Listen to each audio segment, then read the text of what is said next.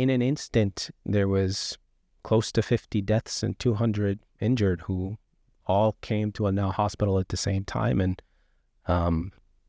these bombs don't discriminate. How do you handle so many patients coming in at once in a mass casualty event like that? It's a tremendous undertaking, and for something like that, you really see the heroism of the staff at the hospital, the Sudanese staff who are there, the doctors, the nurses, the surgeons, the floor cleaners who are cleaning the blood off and replacing the beds that just keep needing replaced because patients keep coming in.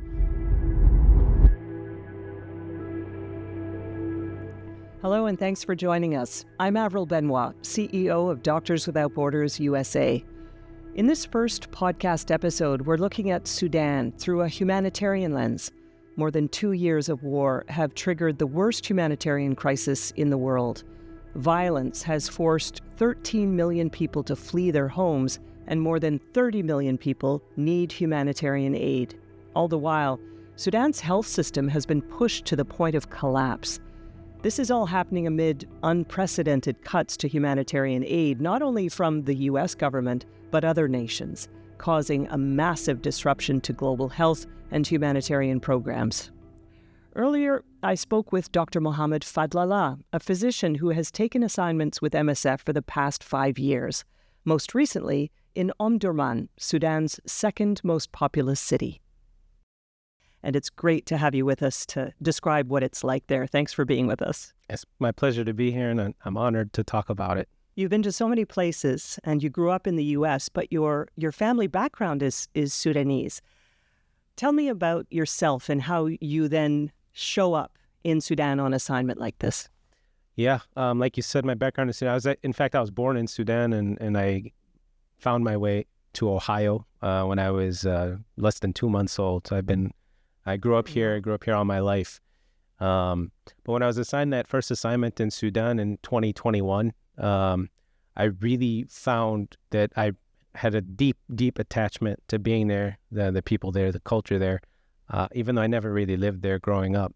So subsequently, every time I've gone back, I've really felt that sense of home, that deep connection with the people, the country, with everything that's going on there.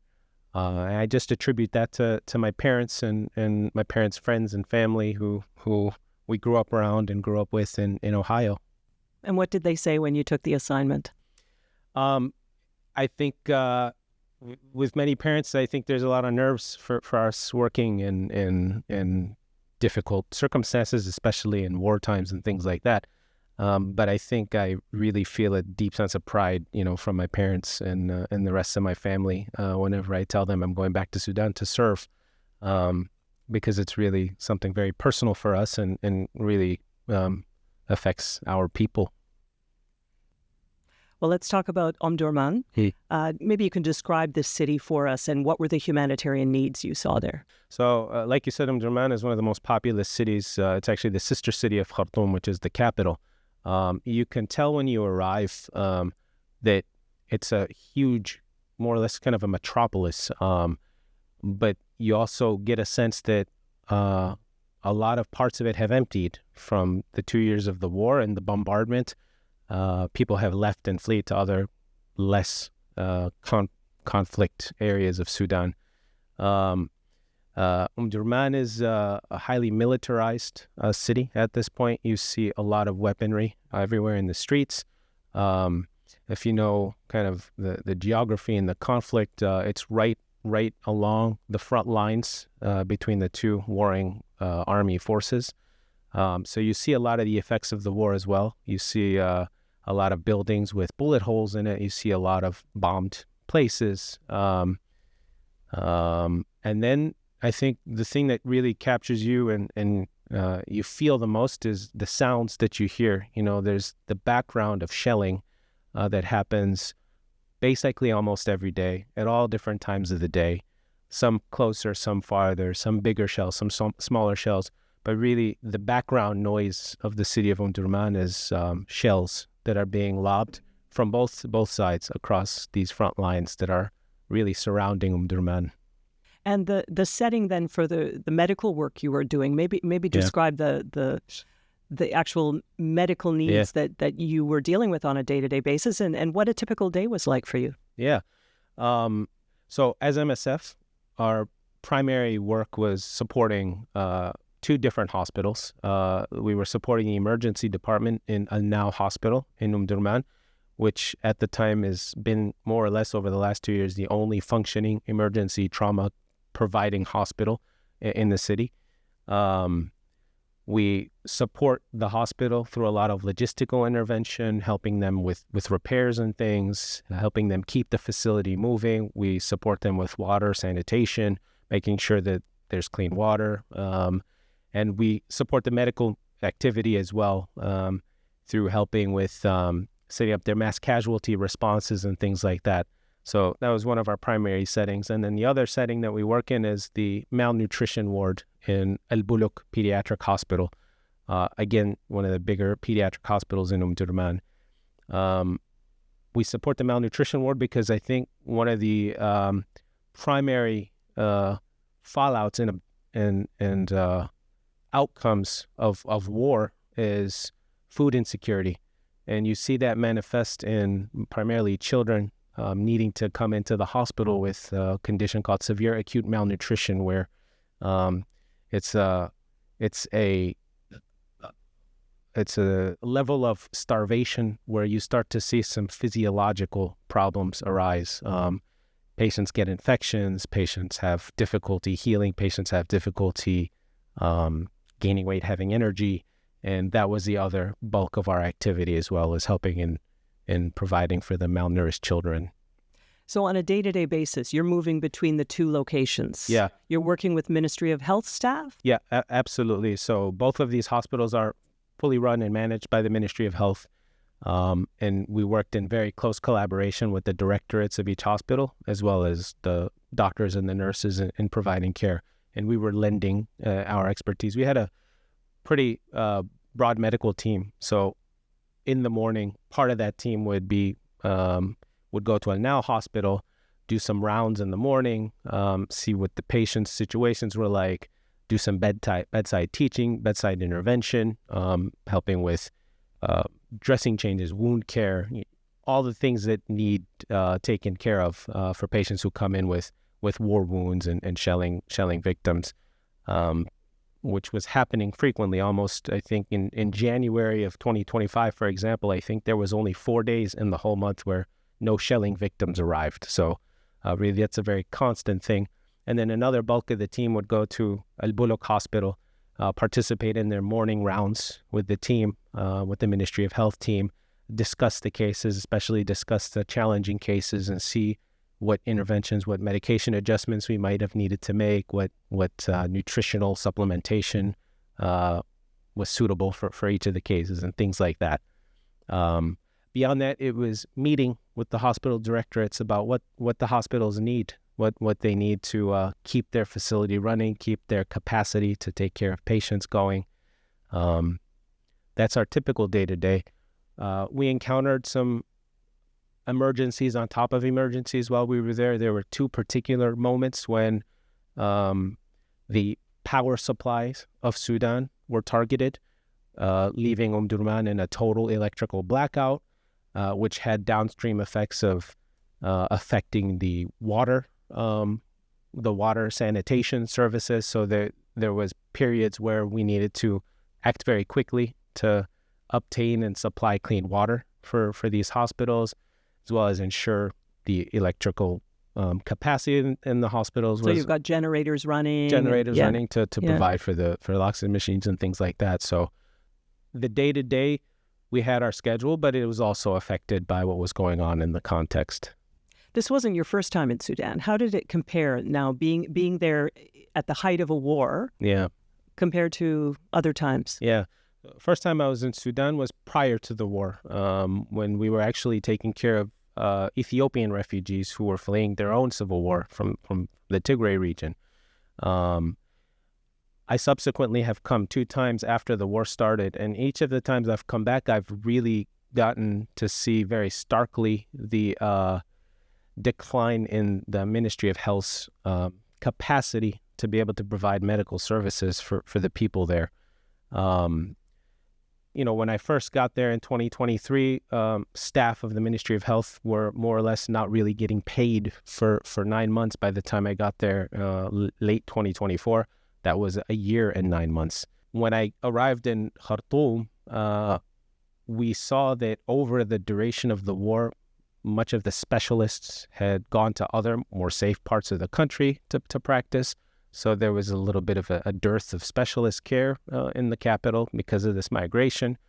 And you really saw the physical effects of a war that's been going on for 2 years on the country, from infrastructure, from supply chains being disrupted and lack of availability for food and things like that. The one thing that you also saw was that the people's spirit wasn't broken. So despite them living in this war going on, even on the front line, you saw that maybe Sudan's been broken or been really affected, but the Sudanese spirit hasn't been broken. I found the same thing when I was there last year.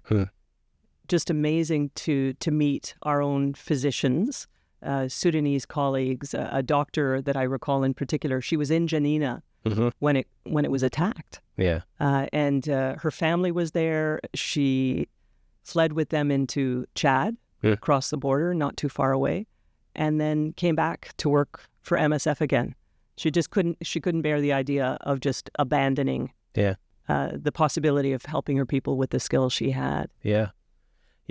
Speaking of, I understand that even a little bit recently you were in Darfur as well as Chad. What were some of the humanitarian challenges you found in general when you were there? Yeah, well, Darfur is a region that is now almost entirely controlled by the main opposition, right, the RSF. And the conditions are horrific because what they've been through have been these targeted attacks on villages, targeted attacks on certain populations within those towns, depending on your ethnic group, your identity. So the Masalit took it very hard. When I was in Darfur in 2008, the Zaghawa were the people that I was interacting with the most. And as with then, what I found this time is you had people displaced multiple times. You'll have a family that literally has been displaced 5 times. And maybe they make it into Chad if they have any more resources left, which often they don't. And you'll have women who have been separated from their husbands. Husbands are either killed or conscripted or fled, or nobody knows where they are. It's been so long since they've been out of touch. And then you have, maybe 4 or 5 children that you have to feed, that you have to somehow manage to provide some safety for them without the social structures that you had around you, because maybe even your own community, your extended family, you've dispersed. You don't know where everybody is. And at times, MSF, of course, has to withdraw, has to lay low. We try to go back. Humanitarian workers and other health workers have been killed in these environments, and it's absolutely devastating to see. When I compare to my first time in 2008, how familiar it all felt in terms of the storylines. They came into the village, maybe not on horseback this time, as the Janjaweed were sort of known at the time. They come with motorcycles. They come with technical vehicles. They burn the things. They contaminate the well. They take your animals. They shoot up everything. They leave the bodies on the side of the road. All the same kind of stories of rape, which is not talked about as openly as is the reality of the lived experience. It's tragic on all grounds. And then in the camps in Chad, there's just the insufficient attention to the humanitarian needs. You've got hundreds of thousands of people there, and not enough humanitarian assistance to help them through it. And it's probably long term. That's the other part, because they don't want to go back under the current circumstances. It can be quite dangerous. Some of the really heartbreaking situations that we got to see in Omdurman, being so close to a front line, is, some of these children who come in with malnutrition, they're coming in to see a medical facility a lot later than their parents would want them to, because it's just so hard financially, physically, to get across that front line. So you have patients that present much sicker much later than they would have normally. And one particular kid, a child that really sticks out for me is, I think he was maybe 2. He had presented to our facility, was treated for severe acute malnutrition, had his infections cured, was starting to gain weight, was well enough to be discharged. But, unfortunately, you're discharging folks to the same socioeconomic, political conflict context that they're coming from. So he gets home, he's not able to get the continued care that he needs. He gets sick again, he starts to lose weight again, and then after difficulty, he gets to come back to us a second time, and the second time we just weren't able to have him recover. And that's just one of the stories of many that are like that, where there's just so many additional challenges for these folks who live there in this war that's happening between 2 armies, but on top of them, on top of civilians. The other group that we don't talk about much in MSF are the elderly. Yeah. And there was one neighborhood in Zalenje in central Darfur that we walked through. Hardly anyone was living there. Mm-hmm. I mean, it was just hollowed out. The bullet holes and everything. And it was so sad to see an elderly gentleman, as is often the case in war, he couldn't leave. Yeah. His whole life was in that neighborhood. Mm-hmm. His whole world. And then everybody's gone. Yeah. He's still autonomous, but seemed to me feeble. Like mm-hmm. he was at risk. Mm-hmm. He's walking around and showing us his abode, his where he was living with, one little pod, a little jerry can, mm-hmm. a mat on the floor, the simplest, mm-hmm. because everything was looted at the time of the attacks. And I've seen that again and again and again mm-hmm. in different war zones. Yeah. It's definitely a feature in Ukraine, where often, the ones who stay behind and suffer that tremendous sense of loss and loneliness, but they're still hanging on, are the elderly in these more rural places. The elderly that we encountered in my last project were the ones who would come into the emergency department following a shelling, following a bullet striking. And I think what that makes me think back to is the majority of the war-wounded patients that we saw were civilians, were people going about their daily lives. And bombs, they don't really discriminate. Once they're launched, and where they land, it's whoever they land on. And as this war is just taking place among the people, it's the people that are bearing the brunt of this war, at no fault of theirs, at no incentive to them. Men, women, children, young and old, we were seeing everybody, and these bombs are indiscriminate as they get. I think one of the most tragic bombings we were there, that happened when we were there, was, I think it was February 2nd, I think, or 1st, in one of the markets in North Omdurman. And in an instant, there was close to 50 deaths and 200 injured who all came to a now hospital at the same time. And these bombs don't discriminate. How do you handle so many patients coming in at once in a mass casualty event like that? It's a tremendous undertaking, and for something like that, you really see the heroism of the staff at the hospital, the Sudanese staff who are there, the doctors, the nurses, the surgeons, the floor cleaners who are cleaning the blood off and replacing the beds that just keep needing replaced because patients keep coming in. How do you handle it? You handle it the best you can. I can't say that every one of those patients survived with a good outcome, but what you see is people collectively doing every last bit that they can to make sure that everybody that they can help and impact positively, they impact positively. So you see cohesion, you see effort, you see empathy, and you see a lot of hard work on days like that. And then, when it's over, after however many hours it's over, you take a breath and you brace yourself for whenever the next one comes. And you see that, you see that there's an incredible resilience and an incredible bounce back of the folks that us as MSF should be honored to call as colleagues from the ministry in Sudan. So when you come home after an assignment like that, so intense, so meaningful, and you go back to the VA hospital, a teaching hospital where you work, how do you convey to people who have barely read about Sudan? They just have, it's really, despite the scale of it, it's just, it's not on people's minds, particularly here in the U.S. Yeah. That's my impression.